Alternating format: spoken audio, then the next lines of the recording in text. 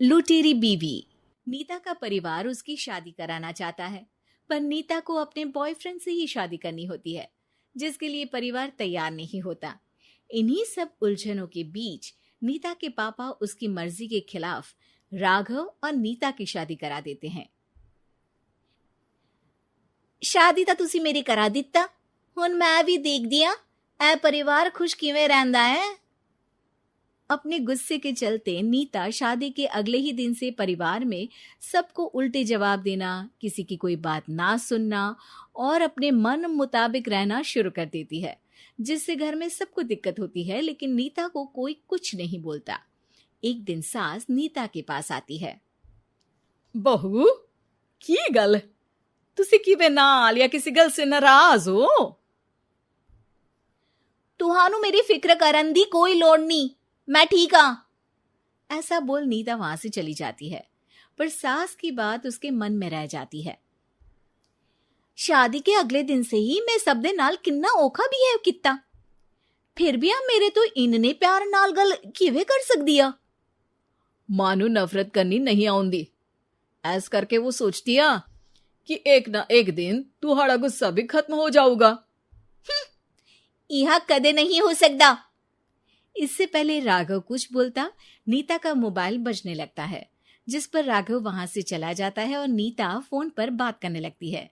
जिसके बाद अगले दिन से नीता की जैसे ही आत्मा बदल गई हो, वो बिना किसी के बोले घर के सारे काम कर देती है। उसकी ऐसी काया पलट देख राघव और उसकी माँ हैरान रह जाते हैं। बहू तबियत शबियत ता ठीक सी? तबियत छड्डो मां, मैनू लगदा आ इसदा दिमाग हिल गया। ए तुसी दोनों की गल करी जांदे हो? मैं ठीक आ ते मेरा दिमाग भी। बस आज रियलाइज हो गया कि मैं अपने गुस्से विच कितना प्यारा परिवार ठुकरा रही सी। नीता की बात सुनकर सब बहुत खुश होते हैं और अब नीता सास की सेवा से लेकर पति की हर बात मानने लगती है, जिसकी वजह से कुछ ही समय में घर की सारी भाग दौड़ उसके हाथों में आ जाती है। उसी के साथ सास और राघव भी हर काम के लिए नीता पर ही डिपेंड हो जाते हैं। नीता मेरा लैपटॉप किथे आ? बहू मेरी दवाइयां। अब नीता अच्छी पत्नी और सर्वगुण संपन्न बहू बन गई होती है और इसी तरह विश्वास जीतते हुए एक दिन तिजोरी की चाबियां भी उसके हाथ में आ जाती है। ऐ हुई ना गल, हुन आएगा जिंदगी विच स्वाद। तिजोरी की चाबियां हाथ में आती ही नीता एक रात सास और पति के सोते ही सारे गहने और कैश लेकर घर छोड़ अपने बॉयफ्रेंड के पास चली जाती है। रवि मैं आ गई, अब सानू कोई अलग नहीं कर सकता। ते वेख मैं सारी ज्वेलरी ते कैश भी साथ ले आई।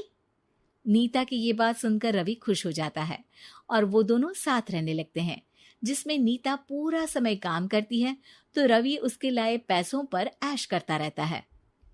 मैं तेरे तो प्यार कर दिया ता करके ससुराल छड़ाई, और एक तू आ जो पैसों दे आगे कुछ भी नहीं देखदा। ओ महारानी अपने काम तो काम रख, मेरे ते जुबान लड़ान दी जरूरत नहीं, वरना इस घर तो बाहर कर देना है। ऐ मेरा घरा तेरा ससुराल नहीं, जीवे मन किया रहली इथे रहन लाई, हाथ चला जुबान नहीं। रवि की बातें सुन नीता के सिर पर जैसे आसमान ही टूट जाता है। एक तेरे करके मैंने अपने मां पियो नाल उस भले चंगे ससुराल नु भी धोखा दिता ते तू छड्ड परे, मेरी ही गलती आ जे अखा उत्थे तेरे प्यार दा पर्दा डाल उस दिन फोन ते तेरी गल्ला विच आ गई। जे नहीं आउंदी ता आज खुशी नाल उथे ही बैठी होनी सी। ए भाषण उन्ना दियो जिससे इसका फर्क पड़े, मेरे कॉल नौटंकी नहीं। रवि वहां से चला जाता है और नीता रोती पछताती वहीं बैठ जाती है। हाय रब्बा, ए मैं की कर दिता, उस घर विच भी वापस नहीं जा सकती। एक ता घर छोड़ा, नाल चोरी भी की, कोई मेहड़ माफ नहीं करूंगा।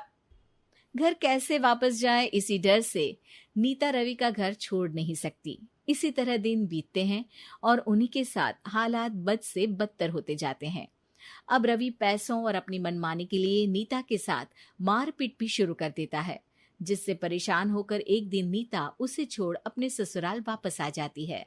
जिसे वहां देख राघव गुस्से से लाल हो जाता है।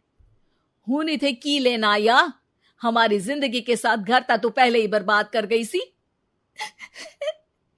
जान दिया, मेरी गलती माफी लायक नहीं। मैं कमली सी उस ढोंगी नु सच्चा प्यार दे इस सच्चे प्यार नु बोझ समझती बैठी। मैनू माफ कर दो। जे मेरी नू रानी समझ गई आ कि उस तो गलती हुई आ, फिर किस बात का रुसना मनाना। केड़ी नू रानी? रानी बोलन जोगा इसने केड़े झंडे गाड़ दिए?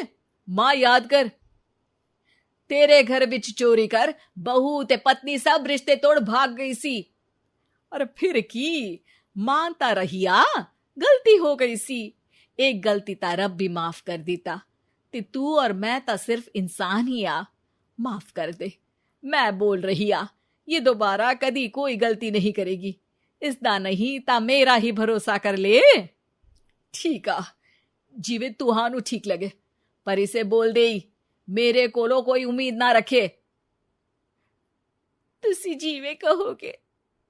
अब सास हर रोज राघव को मनाने की कोई ना कोई नई तिकड़म बताकर नीता को उसके पास भेजती रहती है, जिससे कुछ समय बाद नीता का पछतावा और कोशिशें देखकर राघव भी उसे माफ कर देता है।